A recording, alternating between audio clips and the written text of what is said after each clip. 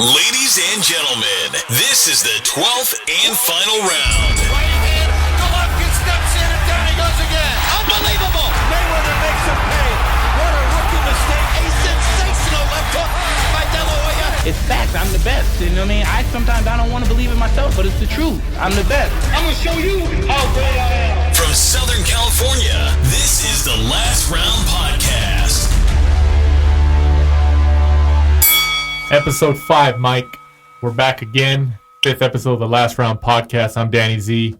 Of course, I just said his name, Michael Shepard Shep from across the pond.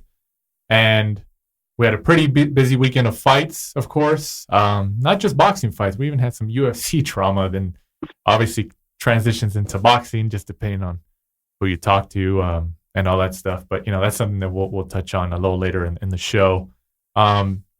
But before we get into the review and preview of everything else that's upcoming and the past few days, we actually have a very special guest who's calling in. He just had a fight this past Saturday on the DAZN card, Eddie Hearn's Matchroom Boxing USA. Light heavyweight, 16-0, I believe. I think that was his 16th win. Anthony Sims Jr. Thanks for joining us, Anthony. I appreciate it. We appreciate it. Oh, thank you. You better get my record right. It's going to be 17-0. 17. I knew it. You know what? I hesitated. I was like, oh, is it 16? As soon as it came out of my mouth, I was like, damn, I think I'm wrong. 17-0. I stand corrected. No, I said you got it right. It's 16-0, but if you had got it wrong, my record would have been 17-0. Oh, okay. I got you. And see, now you got me confused here. So, of course, you were just on the card and the DAZN card for Eddie Hearn in Chicago this past Saturday. So how'd you feel? How'd you feel in that fight? Obviously, you got the win. Just tell us how you felt just based off of the rounds that you were in there with. The opponent was Mario Aguilar, correct? Yes, sir. So how'd you feel on it? Just a couple days after the fight. Well, I felt great about the fight. I felt great going to camp. It was a very, very tough camp. I feel like I showcased my boxing talent there. My record, if you look at my record, it seems like I'm just a straight power puncher. 15 wins, 14 knockouts. But I was able to showcase my boxing skills, stick and move, think, set up shots. I'm pretty happy with my performance overall. You looking to keep busy, Anthony? You're going to be out on the next card soon? You said what, sir? Are you looking to keep busy? You're going to be out on a card soon, another Matchroom card? Oh, yes. I'm looking sometime in December. So Matchroom has, I think, 2 cards in December, one in, I think, New York, and the other one in England. So right now I'm trying to figure out which one I'm going to be on and who the opponent's going to be. So Anthony, of course, you were just recently signed by Matchroom, I believe in August of this past year. Were you approached by any other promoters, or were you in discussions with any other major promoters before you decided to sign with Matchroom? Yeah, actually, Luda Bella and Top Rank. I was actually, Top Rank was in the gym talking to me, trying to watch me spar while I was in the process of negotiating my Matchroom contract. And what ultimately pushed you to sign with Matchroom? What was a deciding factor?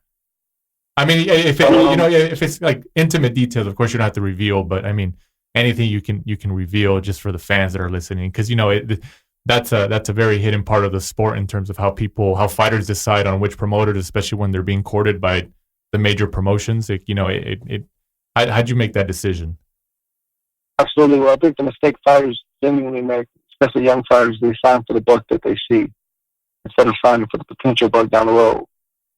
So in my situation, I signed for it all over with, entire contract, not what you just see from the jump, signing bonuses and things of that sort. But I signed with Eddie because Eddie, he there's guarantees in the contract, big guarantees in your fights, camps, pay, room, travel, just all around a professional, and it's a good contract. Awesome. So, you were obviously, you had a pretty solid amateur record. I believe what I saw, if I remember correctly, you did earn a bronze medal actually in the 2012 Olympic Games. Is that right? No, Olympic trials. So to make the Olympic team, I placed third. I was the youngest ever medal at 17. And how did that feel, especially being only 17 years old? obviously you're still a pretty young guy. You have your whole career ahead of you at the moment, but especially being 17 and being in a moment like that, how does that feel as a fighter? Can't put it in the words. If anything, it's nerve-wracking. It was my first open fight. Usually people fight their first open fight, a smoker card, no, not a big tournament. My first open fight, fighting a grown man, was in Olympic trials. So to knock out 4 people back-to-back and lose in the finals, or semifinals, was a booster for me. Anthony, I watched your IFL TV interview, which I found interesting. Obviously, you're a smart, intelligent young guy. One thing I was wondering from that interview is, what was it like when you moved over and trained with the legendary Emmanuel Stewart? What was it like? Yeah, what was it like being under his, having him as a teacher, having him for all the guidance and helping you in your professional career? I would say he's, the coach I have right now is an amazing coach, but I would say he's one of the best coaches I've ever worked with. His relationship with his fighters outside the ring was magnificent. He cooked for his fighters. He talked to them. He took them out to dinner. He took them shopping. Played pool with them. He talked to them about the problems. He cried with you. He laughed with you. He wasn't just train with you, and then that was it. Anywhere he went, you went with him. You actually had an emotional connection with your coach. It wasn't just boxing. As far as boxing, boxing skill legends, he taught us worth. How important things were. How important it was. Simple stuff, how you tie your boxing shoes, how short your trunk's supposed to be, what type of socks you're supposed to wear, all the way from head to toe. One of the best coaches I feel like I've ever had, and just to be around someone who came from a time of greatness, 70s, 80s, and 90s. Somebody who came from that time period, to be around him and let it rub off on you. Something you can only understand if you were with him. How many years did you spend training with Emmanuel? I was with Manny for 5 years. What ages was that? Was that when you first turned pro? No, I was with him in the amateurs. So when I was overseas fighting in Armenia, that's when I found out that he had passed away. Obviously, sorry to interrupt, but obviously, Emmanuel Stewart was a critical boxing piece of the game. He's a legendary person in the game, especially training the Klitschko's for as long as he did, and then there's a legendary resume. And even though you obviously didn't train with him for too long, like the Klitschko brothers and stuff like that, but you still had a piece of him with you. You just mentioned that that where you were when you heard the news that he passed away. What was your first reaction when he passed away, and what did you think and going forward after that?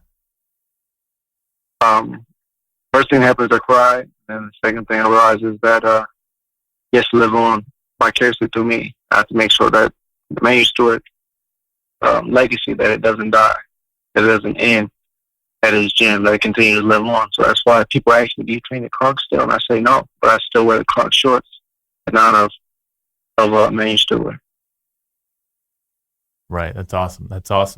And like you said, you're with Eddie Hearn's Matchroom Boxing USA, and that was essentially their first card this past Saturday on the DAZN streaming service, which I believe is $9.99 a month. So if you don't have it out there, it's a great deal to watch boxing. It's a streaming service, just like Netflix, and then you can catch obviously Anthony Sims Jr. on a bunch of these cards. How many? If you can reveal, Anthony, do you know how many fights you have signed with Matchroom, or how busy they're looking to have you each year, especially this year coming up in 2019? Well, I'm going to fight again in December, but I should be fighting at least 6 times. Oh wow! Next year, in between 4 to 6 times. Well, however many my body can handle, the sooner I get the guys out of this, the sooner I can fight. And then before you signed with Eddie Hearn, actually, your last fight was actually in February of 2017, correct? Absolutely. And so, can you talk about the period of inactivity right there before you actually signed with Eddie Hearn? What was going on there, or were you in the process of trying to choose a promoter, or what was going on? And I'm gonna be all out honest, because this honesty might help somebody else who's going through the same situation. I was being set by Don King, so I signed with Don King. I signed an amazing contract with him, but he breached the contract. So what Don King likes to do with a lot of fighters is he'll try to starve you out. A lot of fighters, they sign with Don King, they blow their money, and then they're forced to take a fight. And they're no longer fighting just, for that. They're no longer fighting because they want to fight. Now they're fighting because they have to fight. So Don King did was he tried to force me to fight Sullivan Barrera. And that wasn't in the contract. That was farther down the contract. So he told me, take that fight or I'm not getting any fight. And I wouldn't take it. So he didn't give me a fight. So in that meantime, I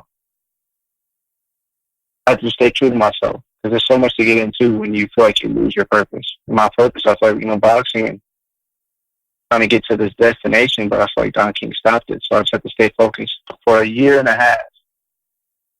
Just straight self-control and just praying and staying positive. And that's what happened. How long were you signed with Don King up until that point? I was signed with Don King, it would have been almost 2 years. Oh, wow. Yeah. Anthony, you hoping to go back over to England and fight over there? Because I know you fight recently in Wales, was it? You said what about Wales, sir? Are you hoping to go back over to England to fight over there? Because didn't you fight over in Wales last year or the year before? Absolutely, mate. I'd love to go back over the other side of the pond. You know what I'm like? But yeah, I love to actually fight in Wales. I'd love to go back to the UK. I love the fans. They're drunk and crazy. You understand what they're saying. What? And then the songs. Huh? What's the difference? Being a fighter who's obviously fought across the pond and then over here in the States. Especially this past Saturday in Chicago. What do you say the biggest difference is fighting in between the difference in between those crowds, the English crowd and then the American crowd? I would say their passion is like a England, UK is stuck in time, stuck in the 70s or something, because they're passionate about their fighters. They listen to the fighters on the radio. They keep up with their fighters day in and day out. America, they love their fighters too, but England, they're behind their fighters, win or lose, wrong or right. And that's what I like about UK fans. They're loyal fans. Is he right, Mike? Because Mike over here, he's from Cardiff or Newcastle. Sorry, he's from Newcastle, England. Is he right, Mike? Yeah, I would agree with that. Yeah, it's a lot more like soccer fans, where they chant, they sing, and they dance and stuff like that at fights. It's the same type of fans, they go to the football, they also go to the boxing. So I get you. That's right, sweet as a nut, Mike. Sweet as a nut. You can go back over and perfect that accent, Anthony. What do you say, sir?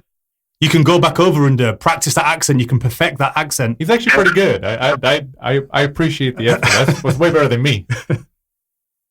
New pressing with Cockney, my uppers and pears, gazes, lemon squeezer.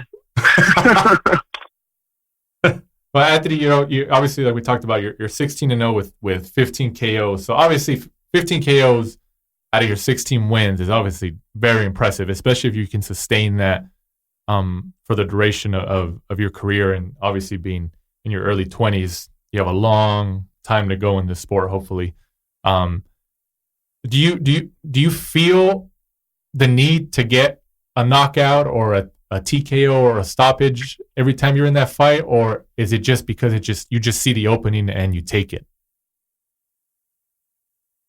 Man, boxing is a lot like dating, dating a woman. When the feeling is right, it's time she's gonna kiss you. You just gotta go in for a kiss. When you feel the hesitation, don't take it, don't force it, because you force it, you might get smacked across the face. That's a pretty good analogy. Yeah, absolutely. A lot of people say, they look at my record and they say, the guys too far. They don't have really great records, but I've always taught boxing it's like dating a woman. You don't just get married. You go around. You date here, might not be the best girl, might not be the prettiest, might not have the best background, but that's how you you mature. So boxing is the same way. Guys I'm fighting, coming up, they're not gonna be world-class fighters. I have to get a boxer, a puncher, a guy that's fast, a guy that can't punch, a guy who's good on the inside, a southpaw, a slugger, pressure fighter. Then I'll make my way. And I'm not in any rush at that either. So people can be, they can criticize me as far as that, the guys that I fought. But I'm at the point I'm at now because I fought those guys. So. Right. And then, obviously with Eddie Hearn, we're assuming that you obviously spoke to him after your win on Saturday. What kind of advice, or what kind of, obviously he congratulated you on your win, and I'm assuming he's very happy. What was the conversation about following your win with Eddie Hearn? Eddie Hearn put his hands together. He started rubbing his hands, and he said, "I see massive money, Mike. Massive money." I spoke to him. I spoke to Barry, his father. His father said he actually came out to see me to see if my feet were as sweet as they said they were. Oh wow! No way. Yeah, absolutely. That's a big one. Yeah, I said you came all the way. You came all the way from wherever he was at. He's in China or somewhere, and he said he stopped here to see, what the talk was about. But Eddie told me that he'd love to have me back in the UK, but he wants to build my fan base here in the USA. I can be a big powerhouse here, but I thought it was I can be a big powerhouse in the UK as well. They really like me over there. He's really taking a liking more than I ever thought that they would. And IFL is really doing a good job of that, but I'm pretty sure you guys might blow him out the water after this interview. Well, we appreciate the kind words. But like you said, no, you're right. Like he said, obviously he wants to have you here in the United States because he feels you can be a powerhouse. Absolutely. But like you said, if you can kind of split your time in between the UK and the United States, why not have both?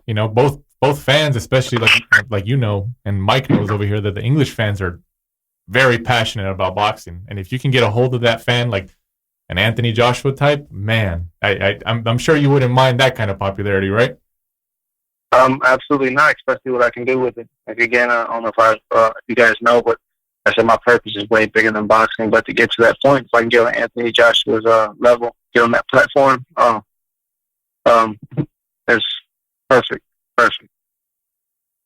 Are you looking to make the step up in your next fight, Anthony? Try and go for kind of those next bigger names, and then are you looking to try and get the revenge on Marcus Brown further down the line? I don't nobody worried about that guy, Marcus Brown. He dodging people more than people dodge dodgeballs. So, would you, if he was up for it though? Would you do it? Would you fight him again? Would I fight Marcus Brown? Yeah. If the price is right, yeah. I wouldn't fight him though because he slobbers a lot, man. He's always slobbering. So, but yeah, I look forward to taking the title shot, maybe 2 to 3 fights, 1 or 2. It just depends. I said I'm getting really sharp. I'm getting dangerous, man. I don't know what it is. I'm getting dangerous. I can't even explain it. It's crazy. Who do you think in obviously in your division, the light heavyweight division, who do you think you can have the best competitive fight with? I mean, personally, Mike and I were talking about this earlier. I would like a matchup, especially after you get a few more fights under your belt and everything. I would like a matchup between you and Dimitri Bivol. Especially you guys being young guys in the division who should be taking a strong hold in that division for the years to come. I mean, what do you think? Just kind of looking at the landscape. No, I don't think that would be my biggest. I don't think that would be my biggest fight. I was sparring Bill for a while, so the fact that I know what I would be dealing with. No, a great fighter. Don't take anything from him, but it wouldn't be my biggest challenge. What do you think would be your biggest challenge out of the current landscape of the light heavyweight division? Oh, you said light heavyweight division. I was about to say Donald Trump, but you said my boxing. You never know. You never know. Heavyweight division would probably be, as of right now, I mean, it's what's strongest, Beterbiev. Styles make fights. Right. And, Beterbiev, his main thing is strength. It's not slickness. It's not speed. But if you take away that, what is he at? Obviously, I'm glad you brought him up, Artur Beterbiev, because he was obviously on the same card as you this past Saturday night in Chicago, and he obviously stopped Callum Johnson, and that was a pretty exciting fight for whoever caught it on DAZN.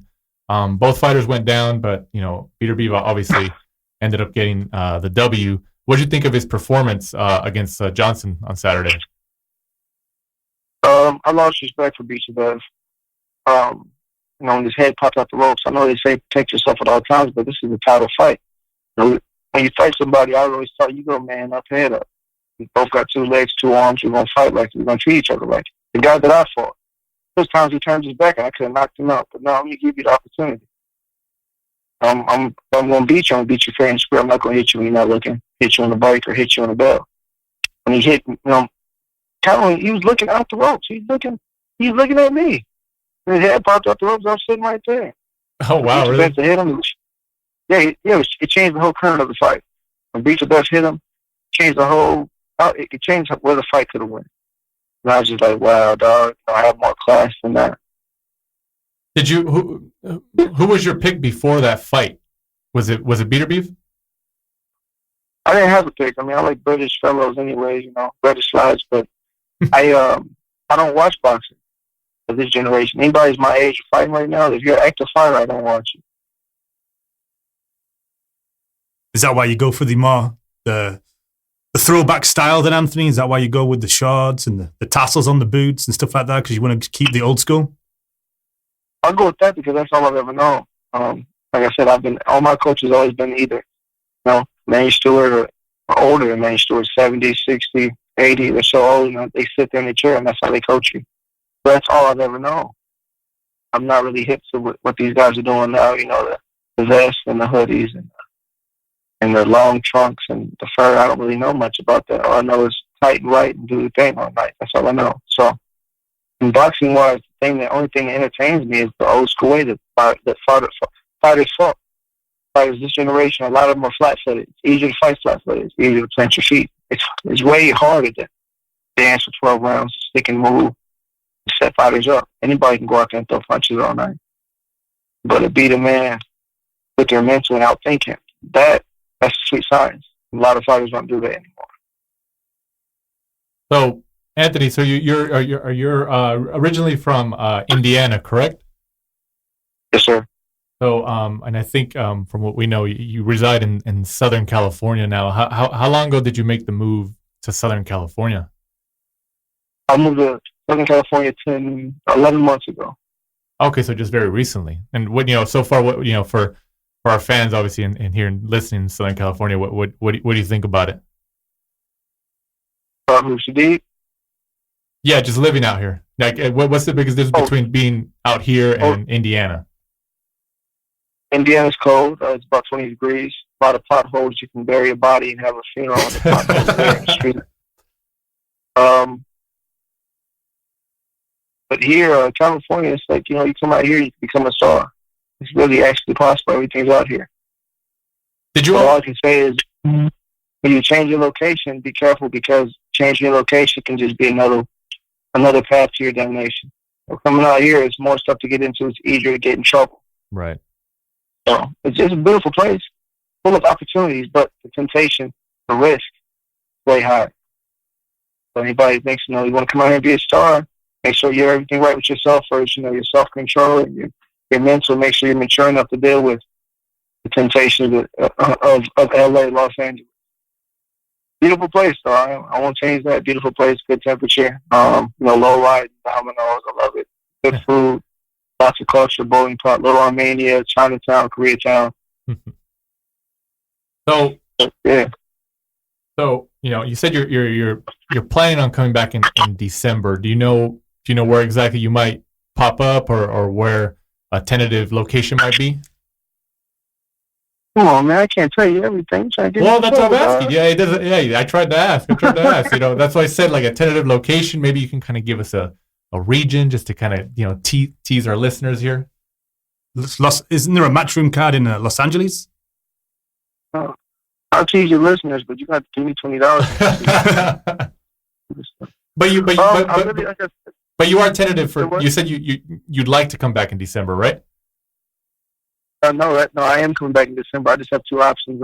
Okay. So right now, it's a definite. I'm coming back in December, absolutely. Yeah. I'm coming out. I've been in the shadows for too long. I've been watching fighters fight on TV and upset. I'm like, I'm prettier than him. I talk better than him. I look better than him. I fight better than him. Why is he on TV and I'm sitting here on the couch eating popcorn? So I'm finally here. It's my time to shine. I'm too honest to be modest. I'm kidding. Hey, you should put that on a shirt. I think it would sell. Anthony, so I'm glad you said that. You said that you were sitting on the sidelines for quite a minute, and you fight better than him. You talk better than him and stuff like that. In terms of talking and personality in the sport of boxing, how important do you think that is? It's of course having the talent to fight and obviously win and entertain the fans, but how important do you think personality is along with that? Well, bloody hell, listen to me when I tell you this, Mike. The highlight of boxing, even though I wasn't around, like they say it was the 70s, 60s and 80s, and it all circulated around one thing. The talk, the jive, whatever you want to call it, the look, the humor. People were actually entertained. They actually went to see the boxers besides the boxers just fighting. They were true fans of the fighters inside and outside the ring. We've really lost that. Fighters now want to be macho man. Press conference, they want to threaten, I'm going to kill you, I'm going to do this. Make it personal. It's not funny. It's not really fun to watch, besides two men just beating on each other. But the whole charisma and intellectual is almost gone, especially American fighters. It's almost out the window. And it's not their fault, but, when you don't know your history, it repeats itself. So the fact that these guys don't know what they came from, it's coming back now that I'm doing it. So they're looking at me like I'm crazy. How I'm talking in short shorts and long socks and all that. But sorry to get back on your question. It's very important. That's what made boxing what it was. Clean-cut athletes who know how to talk, know how to tell jokes. They were charming. And they made you want to come see them. They made you want to interview them because you never knew what was going to come out their mouth, what they're going to say, what they're going to do, what they're going to wear. And they were true entertainers. True entertainers. So I think I can bring that back, man. And I think that's what the sport needs. Everybody says boxing is dying. Boxing is not dying. Boxers just aren't what they used to be. What do you think at this moment in any boxer, any division, has the most marketable personality? Me. Well, of course, of course we knew you were going to say that. But okay, excluding you, of course. Okay, we'll put you at number one. Who's number two? I hate to say it, but you got to think about it. What boxing can you name right now in my division that can appeal to all cultures? You name me one. Sergio Kovalev, I don't know if he speaks too much English. Beterbiev, he barely speaks any at all. Anthony Yardy, he got grades and thinks he's Floyd Mayweather. Buatsi, he's a good fellow, but he's not really talkative. I mean, you think about it, all the light heavyweight champions right now, they're all missing something. Not to say that I have it all, but you have to have the full package. And every fighter's been lacking in some way or some form, and that's where I come in there. So I really can't give you one. I really can't. If they're the man in one area. I can go to UK, I can go to Mexico, I can go to Russia, I can go to Armenian fighters, Boston, Zaslav. I can go anywhere. I can go all over. So I think that's what made Ali so special. He was world renowned, loved. He can go in anywhere, any place. I think a lot of fighters they have a fighter mentality, and they're not open to trying new things or being diverse. If you know what I mean. You mentioned Anthony. You mentioned Anthony Yard there. Is that a fight you'd like in the future? Just obviously promote your name more over in Great Britain. Yeah, everybody keeps talking about it. I mean, I don't think nothing wrong. I think he's a good fighter. Go to well in the story and all that. But yeah, it's a good fight in the future. How about Joshua? Anybody's name's a good fight. Joshua Buatsi? Buatsi, yeah, good fight in the future. Good fighter, sharp, former Olympian. That'd be another good fight. But can I ask you a question? Mm-hmm. Have you seen how fast my feet is? Have you seen how fast my neck? Have you seen anybody box like that in a long time? But I'm glad that you're showing personality, because it kind of segues into our next question around here. For the people who are obviously getting a first taste of you today, or obviously caught you on Saturday, especially here in the States or even across the pond. You are a cousin of Floyd Mayweather Jr., but you don't really like to publicize publicize it, right? Because I think I've seen interviews. We've seen interviews of you where you say, of course you want to be your own man, and you don't want to, because people we've had conversations, especially when we told people that you were coming on the show this week, and we said, oh yeah, he's related to Floyd, and he said, oh, why doesn't he, team up with Floyd and TMT and all that? Explain to people why. I guess you're obviously your family. You're always going to be family, but why aren't you, I guess, latching on to Floyd or part of the TMT stable for all the people that ask, like, if you have somebody that big, why wouldn't you utilize it? Well, Floyd, like I said, he did what he's supposed to do. He let me come into the gym, nothing more, nothing less. Never gave me anything, never really gave me any opportunities, not really any advice. Now, Roger Mayweather, he taught me everything I need to know about the boxing game. Jeff Mayweather helped me with my reflexes. Floyd Mayweather helped me with my speed. Floyd Mayweather Sr. Floyd Mayweather Jr., he has his own thing and I have mine. And the reason I did sign the money team, he offered me a contract, his manager, Duan, but it wasn't what I wanted. I know my worth. A lot of fighters, they sign. It's one thing to sign for a big signing bonus, but it's another thing to know your actual worth. Signing bonus is just money. When you know your worth, that means you know what you're worth now, before and after boxing. So I knew what my potential would be, and the contract didn't match up to it. So I decided, I'm going to do my own thing. And I didn't want to ever be in his shadow or ever be a part of that. He has his legacy where he's known for. I want to do something completely different. Floyd is flashy. I'm more modest. Floyd is, loud, and he likes to, he likes that type of lifestyle. Nothing wrong with him. Flashy money. Floyd Mayweather, I want a different path. So that's why people that want to know why I didn't sign with Floyd. I didn't sign with Floyd. It was a choice of mine, and I'll stick to it. I'll go do it all over again. I'm my own man, and I only create my own legacy. That's why I didn't sign with Floyd. You said a great line in the IFL TV interview. Everything I am is everything Mayweather didn't give me. What did you mean by everything that? Everything I am. Floyd, a lot of fighters, he took care of a lot of fighters. Julian loves Linnell, loves all the guys in the money team. They lived a good life. They're fighting and training. They had everything they needed. I didn't have any of that.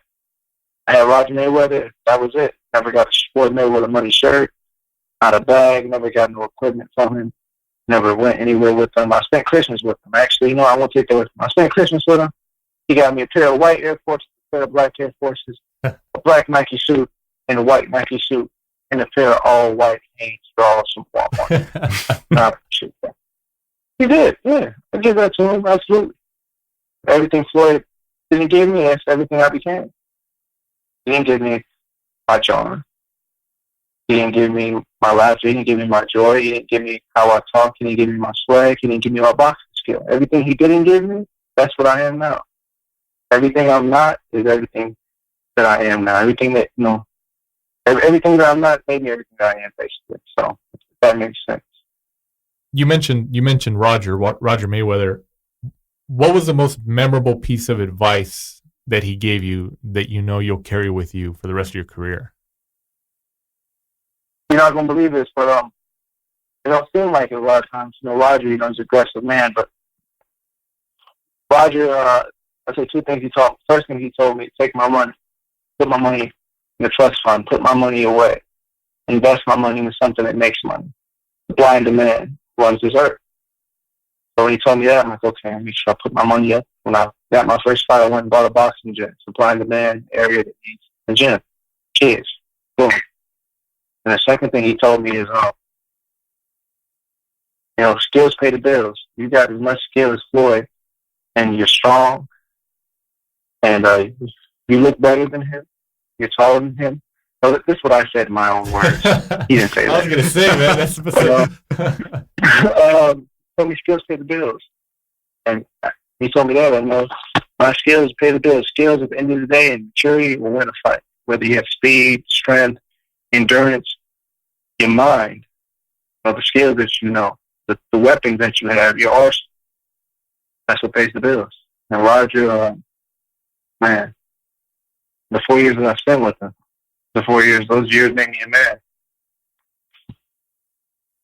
You spent 4 years with Roger, and then did you go to Manuel Stewart after that? I spent 4 years with Roger, but I was always back and forth. So with Roger, I would be training, and when it's time for me to fight, I would go to the main Stewart and go to camp with him. So I was living in Vegas, so I was fighting out of Crunk. And can you just tell everybody who you're training with now? Oh, Shadid Saluki, he has Daryl Washington, Mike Perez, the Cuban, Theo, cat from Philadelphia, and he has me, Shadid Saluki. He's a bad dude. He actually used to be with Strickland Leonard back in the day. He's Strickland Leonard's camps, so he's a throwback. If you guys wonder, like the old school boxing, he's a major part of it also. That's awesome. Yeah, I think it's kind of cool that you're into the throwback style and especially being a young guy, 23 years old. There's a lot of fighters, of course, coming up being that young. They weren't alive during that era, or they didn't have a chance to catch those fights or anything. So, it just like anything, you idolize what you were able to see or the current landscape. But I think that's cool. And honestly, I think that's going to help you stand out, in the fight game. And, do you plan to keep that type of, personality or, image as you go through your career? Or do you think, it might change it up as you go forward? No, it's the thing. What you see, what you get. This is me. I'm not a man yet. I won't become a grown man until I'm 30 years old. But the way I am is the way I'm going to be. There's no reason to change it. If it's not broke, don't fix it. And this is my personality. This is how I've always been. It's just you guys are just not finding out about me just now. I've been like this for years. I've just been in the shadows. But now when I say stuff and people laugh at it, I'm like, it's not that funny. I've been saying this for 2 years. You guys just not hearing. Like sweet as a nut. I've been saying this for years. I've been saying to myself in the mirror, like, one day they're going to love you. Just keep saying it to yourself. Okay, Mike, I'm going to just keep practicing. You know what I'm saying? I'm sure the British fans are going to love you. They're going to love you. They're going to love your humor. They're going to love your style. They're going to love the throwback, Oh, yeah. I mean, essentially, almost half of our audience on this show is from Britain over there across the pond. So I think a lot of them are going to love. Yeah. Well, we got Mike over here, and he's English, so I think he draws a lot of English fans to the show, which is cool. I think it's great. So. Oh no! You said what's your name, Mike? Mike, yeah.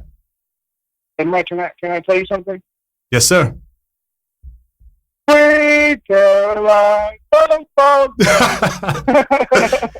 That's a great song that they do in all the fights. Sure. But Anthony, to wrap it up here, obviously, obviously being young, 16-0, 15 KOs, you're coming back in December, and you mentioned that you're looking to fight at least 5 to 6 times, 6 times a year in the upcoming year, especially having that long period of inactivity. Did Eddie Hearn, obviously, you guys had a strategy session in terms of when he signed you and the type of sales pitch he gave you. And I think you already mentioned this, but did he give you like an ideal number in terms of fights before he wants to try to get you like a big fight or maybe even close to that world title picture? Like next 5 fights, next 4 fights, 6 fights? He said, so I said that, I don't know what I was thinking, man, but then next year I'll probably fight 4 times max because those would be big fights. Right. But he said I'm about 2 fights. I'm 1 to 2 fights away from taking a big fight, a title fight. Oh, wow. Which I feel as though, yeah, I am. Now, I'm not like in a big rush to get to that point because once you get there, there's only one way to go, and that's up. But, I mean, this is what I've been waiting for. I feel I have the skills for it. I have the maturity for it, even though I'm young. I feel like I can throw punches and throw shots with some of the biggest names out there. Where would you like to fight if you had the chance, or of course in the future, in terms of arena or city? Where I'm sure you've seen it on television or other fights. Have you ever told yourself, "Man, I'd like to fight one day"? Like anywhere in the world, Wembley Stadium, Vegas, T-Mobile Arena, Madison Square Gardens is a famous one. Like where you're headlining.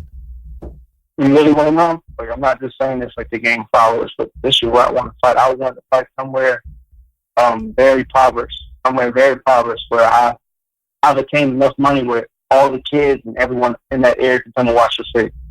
I don't care if it was a beat down gymnasium or a ring in the middle of nowhere. I want to fight somewhere where people could come and watch. People that typically watch on TV.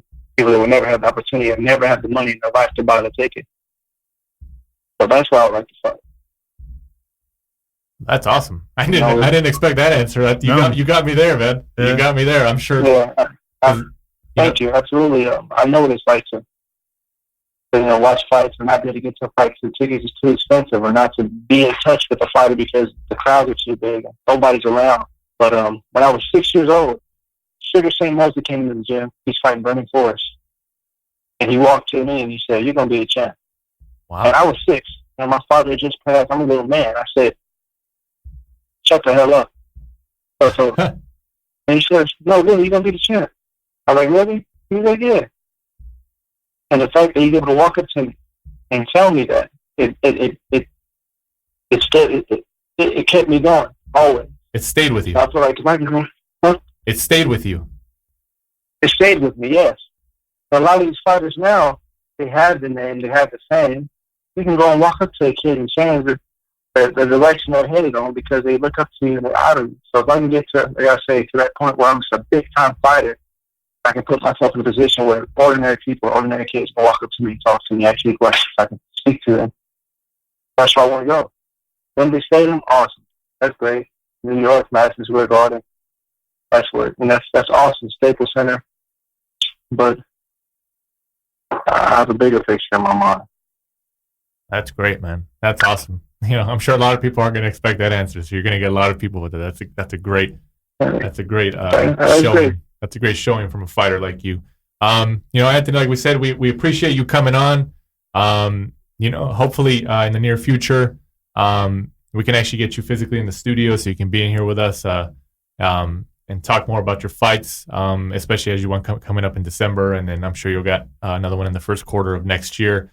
But before we wrap up here, we just let everybody know where they can follow you on social media. Anything you got? Of course, you got your December fight coming up. Anything you want to plug? You mentioned that you invested in a gym. The floor is all yours right now, man.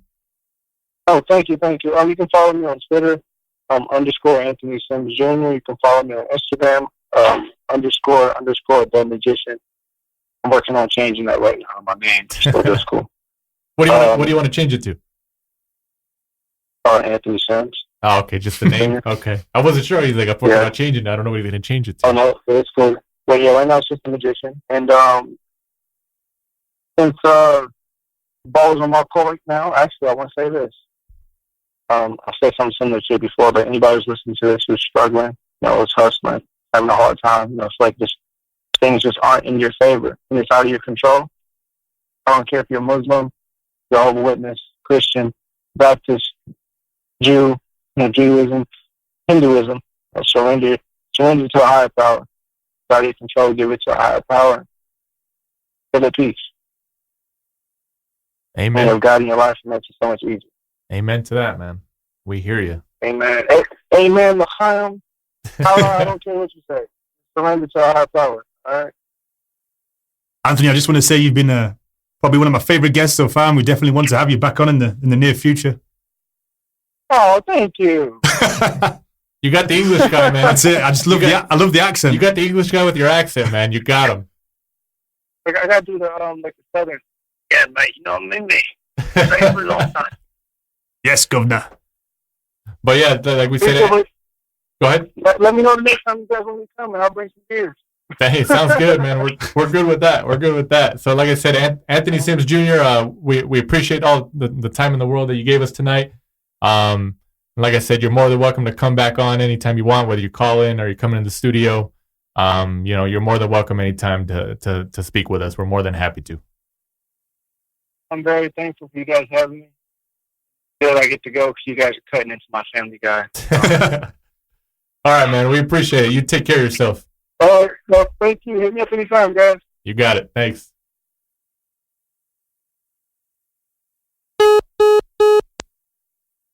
All right. Hey, I like him. Yeah, he's going to be big. I like him a lot. I like that he was showing personality and stuff. I watched a little bit of the IFL TV interview, and I was excited for it. I was excited for it. So I hope, I wish him nothing but the best. And he always has personality. He's confident. He looked good on Saturday, and he just signed with Eddie Hearn. So I expect big things from him. I expect it.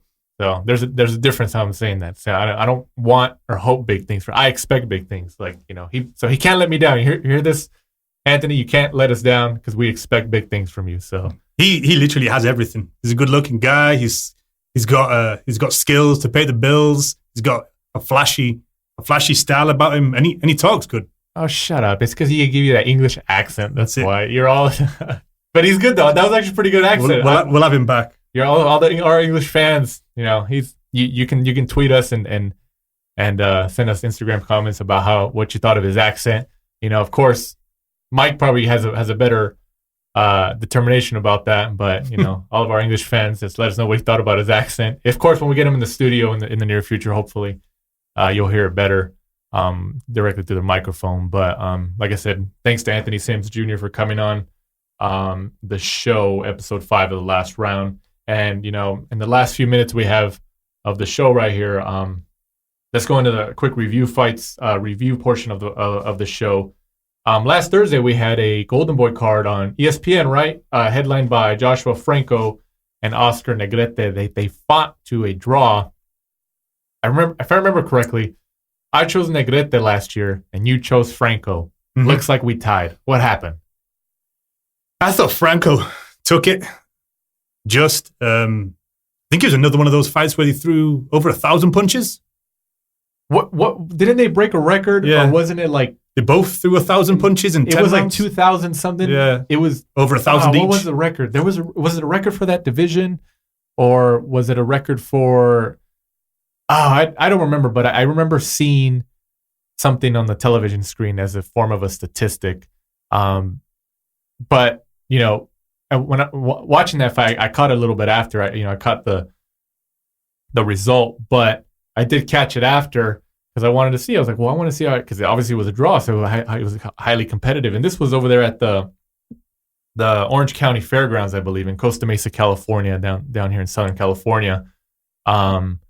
And like I said, I thought Negrete was going to take it. I didn't think it was going to be an easy win. I like Franco, and Franco's trained by Robert Garcia. And I knew, Robert Garcia is obviously an elite trainer, trains some of the best fighters of the world. He's trained some of the best fighters in the world. But it was a draw. But, a lot of people I've been talking to did say, you know what, I would have edged it to Franco, just like you said. And you know what, watching it, I probably would have edged it to Franco too, but I don't know, man. I still chose Negrete. The stat looked like it was they both threw over 1,000 punches each. Negrete, 1,146. Franco, 1,111. That's some action. Insane. That's some action. That's insane.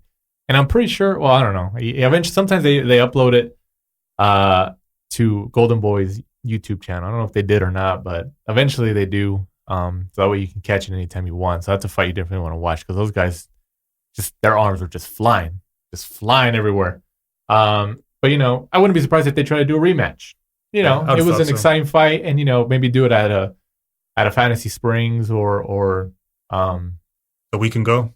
Yeah. I mean, it doesn't matter. Like they're doing in Southern California, we can try to make it. It's not a big deal. But that was a fun fight. That was last Thursday on Golden Boy Fights on ESPN, and then we had, of course, Saturday's card where Anthony Sims Jr. got the stoppage. Did he knock him out? Or he got the stoppage. Yeah, the referee stopped it. He stopped it. Yeah, it was a stoppage. I knew it. So obviously Anthony Sims Jr. stopped Mario Aguilar. And then we had two world title fights. The first one was Danny Roman against Gavin McDonnell. I was thinking Jamie McDonnell. His brother. You know what? The commentary, I think they got confused sometimes because sometimes they said Jamie, but then they caught themselves. It's Gavin McDonnell. You chose McDonnell, right? Yeah, I think I went with my countryman. I think you went with your countryman, and I went with Roman. Hey, man, I thought Danny Roman looked great. Danny stepped it up. I thought he looked great. I was already a fan, especially because he fights locally right here. Yeah. And he started with Thompson Boxing. But I thought I thought that was great. I thought it was a great performance. I was really impressed with his uppercuts. Those were great shots. Like, he was very technical. He got his shots in there. I was very impressed. And obviously he retained his WBA 122-pound world title belt. And that division is up for grabs.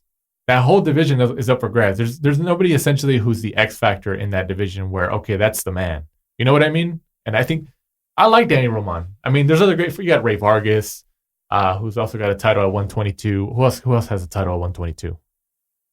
Good question. I can't even think now. You look that up while we get to it. But I thought it was great. The babyface assassin, Danny Roman. He looked great doing it. Then they interviewed him after, and obviously a very humble guy and everything. And I think he's the only champion at the moment who essentially, I think all the other champions don't have any losses. I think he's the only one who has losses, but he obviously he recovered from those losses, and he's obviously been doing great, and he's got a world title, and now he's kicking butt.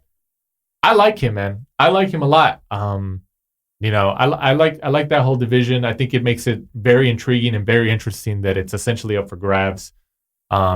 Anybody who's in that division, especially Ray Vargas, he's like, I don't even know how. That guy's huge, but he can still make the weight. It's like Jaime Munguia, who he's a big guy, but as long as he can make 154, it's a better fit for him in terms of money, getting big fights, and having a world title. But you got Roman with the WBA, Vargas has the WBC, right? Isaac Dogboe. Oh yeah, he's got the WBO.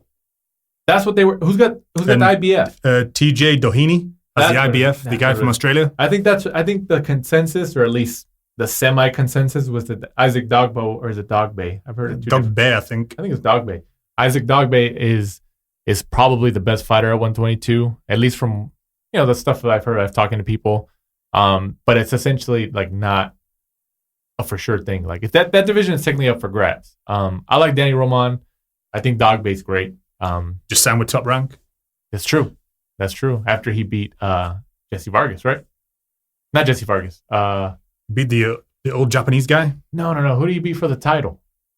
Magdaleno. Jesse Magdaleno. I confused the Jesse. Sorry, I apologize for that. Jesse Magdaleno. Yeah. After that, now he's with Top Rank. So I like that division. I thought Danny Roman looked good. Gavin McDonnell. He was in there, but who's the better of him and Jamie? Just unusual for Roman to finish somebody as well. Yeah. That's what I think. That's what I think it was great though, because on a DAZN card, on a Matchroom card, Eddie Hearn, I think it was the perfect performance that he needed to look good on a big card like that in Chicago. I thought it was great. He looked like he stepped up a gear. He looked like, you could tell that he's like, okay, he worked extra hard for this fight. I don't know whether it's just getting the WBA and maybe having that little bit more money where he can train full time, have the nutrition and stuff like that. Because me and you, we've seen him living locally to Thompson's Boxing where he kind of started. So he's definitely stepped up a gear. He looked a lot better. Right. No. Yeah. I'm excited for what's next for him. And then we also had Artur Beterbiev and Callum Johnson. I thought that was a great fight. They both went down. I think Callum Johnson went down first, and then he knocked down Beterbiev, and then they just went at it again, and then Beterbiev ended up stopping it. And obviously Anthony Sims Jr. earlier kind of said that he's not impressed with Beterbiev. He's put his head out, and then he made eye contact with him. So I thought that was kind of funny. But the referee looked like he said stop. He did, but I was trying to figure out if, because I feel like Callum was in the process of throwing a punch, and then because they were slowing it down in slow motion, and I was trying to figure out, okay, did he say it in time? Did he say it as, because he put his head outside of the ring, and then the referee kind of shouted stop, and then he was kind of coming back inside and had his guard down, I assume, because he thought the referee was going to kind of separate them and stop the fight a little bit just to get them back in. Yeah. And Beterbiev just obviously took advantage of that. Yeah. I mean, retained obviously Beterbiev retained his title, but I thought it was an exciting fight. I thought it was a really exciting fight. So I was happy with it. And then the main event was Jesse Vargas back in action against Puerto Rico's Thomas Dulorme was actually a very entertaining fight because I know a lot of people are like, obviously a lot of people, said like, this is the first time I've seen Dulorme and stuff, and they were impressed. They were impressed. I mean, Jesse, I like Jesse. I think he's a good fighter, but I think he just needs to prove a little bit more, man. Like he was back-to-back draws now, Broner, and Dulorme. So I mean, I think he puts in a hell of an effort. But I don't know if you noticed, there was like tweets. I think DAZN and Matchroom, or they were tweeting out saying, the winner of this fight will get a shot at WBC champion Sean Porter. Like they were actually pushing that as a narrative. And Steven Espinoza, executive vice president of Showtime Sports, replied to it, and I think he quoted the tweet. And he said, "This isn't how this works." And I thought it was hilarious, where he's just like, "No, just because you say it doesn't mean it's not going to happen." Like, that kind of shows you the shift in power, from behind the scenes. But I thought it was kind of funny. So that was a pretty funny moment when I was following on the social pulse of that. But obviously they fought to a draw. Both of them went down too, didn't they? Yeah. Vargas and Dulorme. Dulorme went down first in the 10th. Vargas went down in the last round, I think. Was it the 12th? I think Vargas would have got the close win if he didn't go down. Obviously. Yeah. I would obviously agree with that. Scorecard said that. I wonder if he's like kicking himself and like, damn, like if I didn't go down, if I would have just, I don't know. But it was an entertaining fight, definitely a back and forth. Yeah, I thought it was great. At the end, it was one of those where I was kind of sat there watching. I was like, I have no idea who's won this. Right. They're both so close. I thought Vargas might have just sneaked it, just because he was obviously the bigger name. Right. Which sometimes, just kind of sways the judges, to that way. Dulorme looked good, though. Joe Diaz fighter, so he's local to us. I think it was one of those fights where for him, he actually probably stepped up a class a little bit. Right. Because, Jesse Vargas being the bigger name, Dulorme performed pretty well. I think Dulorme came out of it with the most stock. Yeah, exactly. Yeah. Just like you said, because Jesse Vargas got the bigger name. So I hope, let's see what happens between those two, if they rematch or they put them against each other. And, Vargas back-to-back draws. So at least they're not losses. But exactly. But we have this Saturday, right? Is it just this Saturday we have boxing? Crawford and Benavidez. Terrence Crawford and Jose Benavidez Jr. for Crawford's WBO welterweight world title. Are they fighting in Omaha?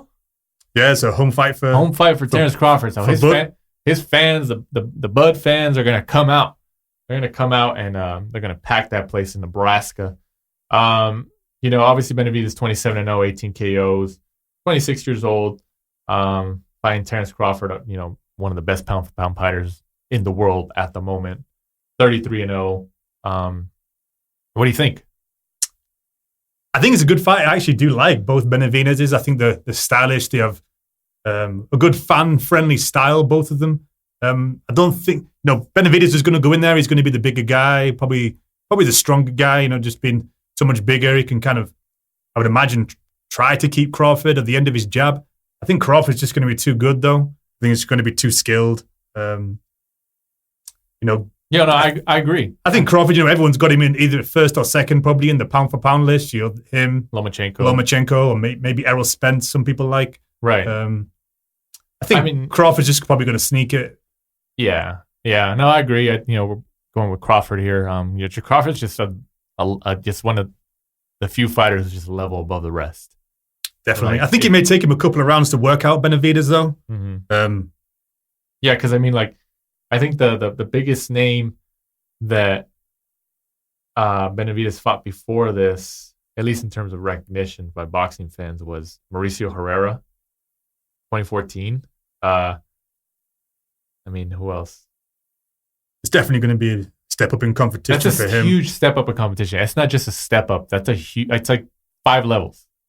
That's like 5 levels, but good luck to him. 27-0, 18 KOs. Obviously, he could fight. And I'm excited. I know some people. Crawford should have fought. Some of these other guys at PBC and stuff like that. At least he's fighting. And he's fighting an undefeated guy. 27-0, Benavidez Jr. And like you said, the Benavidez brothers they're exciting. then Crawford and the Benavidez, they don't get on. Isn't that true? Don't they have a bit of bad blood? Do they? I think so, because I think when this came out, when it got announced that Benavidez had the fight, he put on social media, I've been waiting for this fight for 3 years. I know what I have to beat him, and he's been running his mouth saying I'm a nobody. So I think the Benavidez, he's gonna go in there with, Hey, that's the best that us as fans can ask for when, you're expecting one-sided outcome and then it turns into, oh crap, this is actually more competitive than I thought. So hey, I'm with you, man. Like I'm pulling that it's an awesome fight. But just based on the eye test, Crawford is just ridiculous. So I'm hoping it's an awesome fight. Hopefully, but we're gonna have to wait and see on Saturday, and that's on ESPN. It'll be ESPN. Yeah, it'll be top. Is it ESPN Plus or ESPN? I think it's on just normal. It's normal, right? I think the undercard will probably be on ESPN Plus, and then I think the actual main fight itself will be on ESPN. Right. And transitioning to the final leg of the show here. The biggest news for your countrymen. Canelo's got an opponent in December. Crazy. I didn't see that fight coming. Where did you see that coming from, Mike? I didn't. I feel like you might have had that inside scoop because you have your hand on the pulse over there. I was sat at Super home, middleweight. Come on. just looking at Instagram, and then I saw Rocky Fielding posted it. I was like, is that a joke? So I went to Matchroom straight in, Eddie Hearn. Honestly, when you sent me that right after that, and because how sometimes there's been a couple fighters and some some people on fighters teams who will post something because they're close to a deal and they're like, oh yeah, we got it, but it doesn't end up happening. But they kind of pull the trigger too fast. I honestly thought like that was it. I was like, no way. But then it kept going, and then Canelo posted it, and then Golden would put. I was like, oh wow. And then it took me a second. It took me a second to realize like this is a super middleweight fight. 168. Yeah. He's going to 168 for that. I mean, he's probably picked, and it's in Madison Square Garden, New York. He's picked the weakest guy though to take over. Hey, but what did Eddie Hearn say? I think I saw an interview with Eddie Hearn just after where Eddie Hearn said it might have been IFL TV, but I don't know. We're plugging them a lot, man. But Eddie Hearn said he's like, hey, this is a dream come true for Rocky Fielding. It's win-win for him though. Yeah, I mean, come on, man. You got to fight against Canelo Alvarez, like regardless, like if he knows like, hey, I'm probably gonna lose, but I'm gonna get a pretty decent payday than I've ever got before. He gets to fight in one of the meccas of boxing, Madison Square Garden. So I think I'd be just as excited, and hopefully he comes in and obviously being the super middleweight and stuff. We'll see. And then this is a world title fight. Does it class as a world title though? It's a WBA regular. You know what? I think that's a conversation we have to have dedicated for an entire episode in terms of the regular, the super. I don't want to go into that hole right now.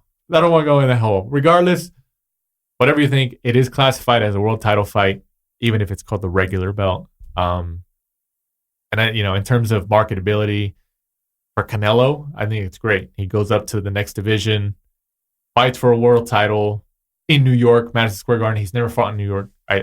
In terms of the whole picture, the optics, I think it's great. I'm just excited that he's actually coming back in December. That he's fighting twice this year? Yeah, because we saw the eye cut and everything, and I was like, oh, he's not going to come back. I'm just excited that he is. So, hey, I'm all for it. But who do you got in that? Rocky? Don't let down your fellow countryman here. Yeah, I have to go Canelo. What? Come on. Literally all Rocky had is a puncher's chance. All of our UK listeners are just going to stop listening to us. He's got a puncher's chance. He's the natural guy at that weight. Right. Canelo's just going to be too skilled. I don't think it would be too hard for him, to be honest with you. Yeah. I'd like to go for Rocky, On the day when I watch it, I'll probably cheer him on because absolutely. He's a huge underdog. Right. He's a fellow Englishman, so, I'd like him to win, but I think my head just says Canelo.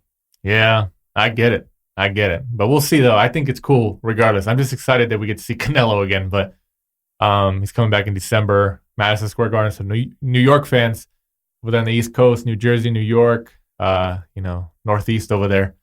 If you can get tickets for that when they go on sale, that should be a pretty fun event. Canelo always fights on the West Coast. We've been able to see him, luckily more than once over here. But him coming over there, it's gonna be great for you guys. So, and it's just like Tyson Fury coming over here in December. I'm excited for that. Mm-hmm. But, and I briefly want to touch on McGregor and Khabib from UFC. I know this is a boxing podcast, but I want to touch on specifically what McGregor's Coach Kavanaugh, and no, for our American fans, not the Judge Kavanaugh, the Supreme Court with all that drama and the politics. I'm not talking about that. This is another Kavanaugh, which is kind of ironic. But Coach Kavanaugh, who's one of Conor McGregor's coaches, said that there's been discussions for Conor to go back to boxing to fight Paulie Malignaggi. Obviously, they sparred in preparation for Floyd, and even another rematch with Floyd, but with kicking involved. I mean, what the hell?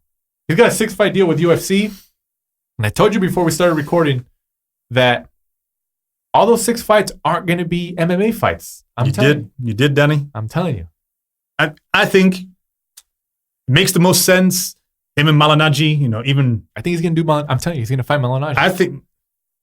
Put money on this. A Magic Man. I think it'll be Malignaggi, St. Patrick's Day. In Dublin. Either Dublin or New York, I think. Maybe. It'll be a boxing match. I don't think it'll be like a hybrid or whatever.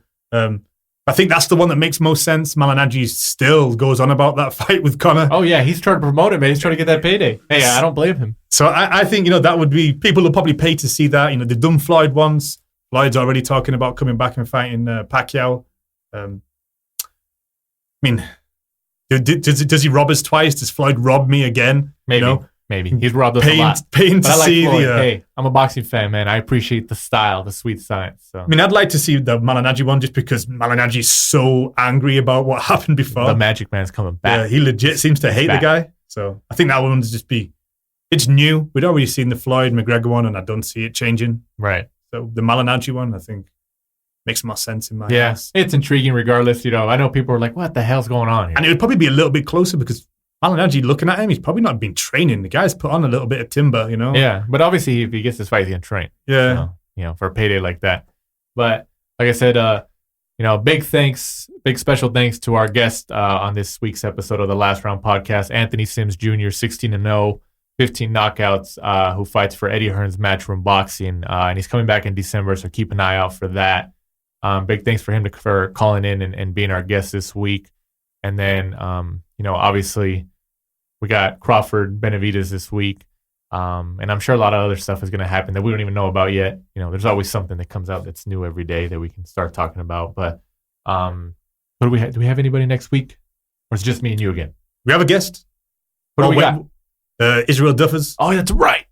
That's right. Israel Duffus will be in this. He's going to be in the studio. Yeah, he's coming in. Coming in the studio this Monday on episode 6 of the Last Round Podcast. Well. That depends on the LA traffic, just the same as today. That's true. You know what? We got to stop saying that we're actually going to get people in here because, if you live in the LA area, Southern California, LA traffic sucks. But tentatively, he's going to be here. Mm-hmm. Tentatively. So, hopefully, he gets here safe and sound.